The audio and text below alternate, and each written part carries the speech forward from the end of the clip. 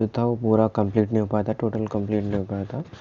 तो chapter number 1 total हम लोग यहाँ पर कंप्लीट करेंगे, जिसके अंदर की 1.3 यहाँ पर जो स्टार्ट होगा conversational law and engineering problem.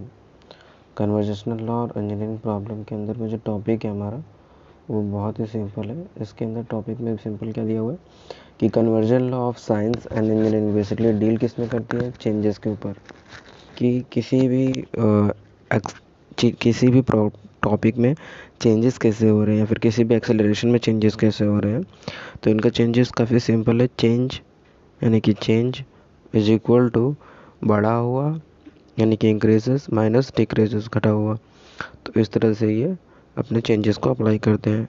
This equation incorporated fundamental way which is the conservation law and which is use engineering that the determine changes with respect to time को रिस्पेक्ट करते हुए इसमें सारे चेंजेस अप्लाई किए जाएंगे। And another way to conversion law in this case which is the change in zero.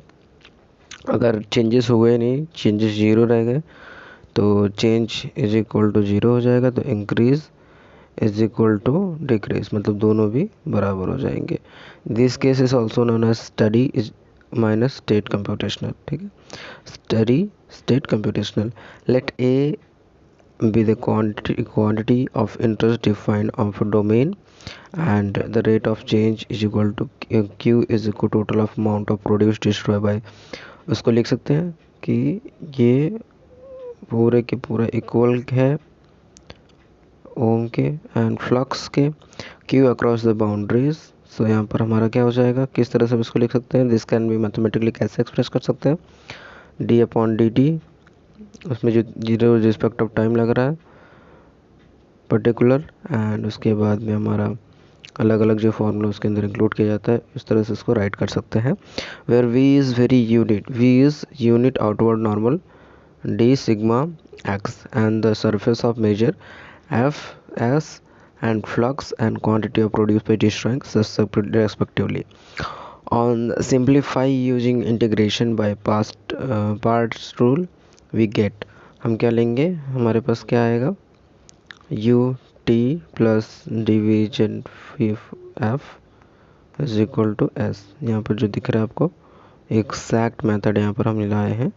Where is T U क्या है, D F is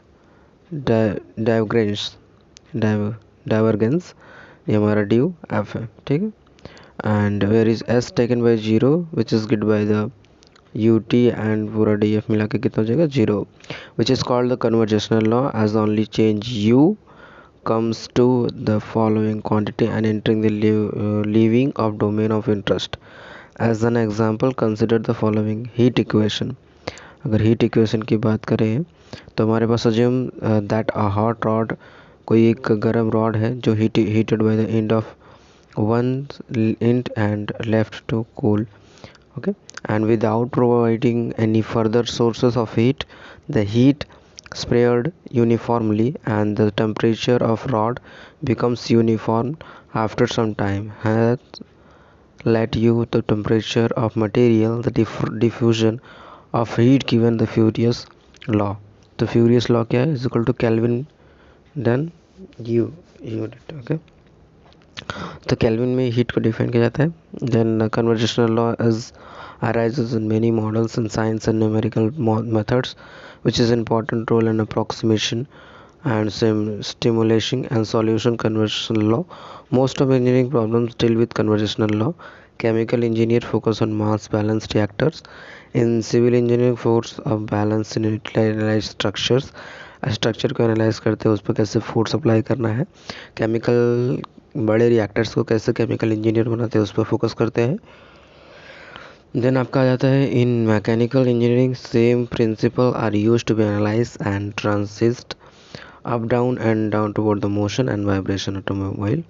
electrical engineering and conversational engineering voltage balance, ये आपका हो जाता है। Then summary हमारी आ जाती है। ये चैप्टर में क्या दिया, तो ये चैप्टर में गिवन इंट्रोड्यूस मैथमेटिकल मॉडलिंग, ये इंट्रोडक्शन मिला हमें। Then discuss of application mathematical modeling and engineering problems, discuss the conventional law and numerical model in useful engineering problems. हमारे पास एक्सरसाइज कुछ आ जाएंगी जो आप एज अ होमवर्क के लिए कंसिडर कर सकते हैं। ऑलरेडी हमने कुछ ना कुछ डिस्कस किया हुआ है। A car from a place to B plus 3 kilometre 30 kilometre per hour toward the place B and same time another car will be travel toward A to B 20 kilometer. Distance between A to B place के बीच में 120 kilometre distance है। After how much time will be take the car meet, car कब तक पहुंचेगी। तो ये दोनों चीज़ें हैं, उसमें आप कंसिडर कर सकते हो किस तरह से सॉल्यूशन फार्मूला लगा के कर सकते हो। अगर नहीं है तो आफ्टर ऑल मैं भी करके दे सकता हूँ आपको पूरा का पूरा। अप्रॉक्सीमेशन एंड राउंड ऑफ, ये हमारा चैप्टर नंबर 2 होगा, जिसको हम फर्दर वीडियोज़ में डिस्कस करेंगे और फर्दर वीडियो में फ्रंट में आके पढ़ाऊँगा। आप तब तक के लिए bye, take care, see you.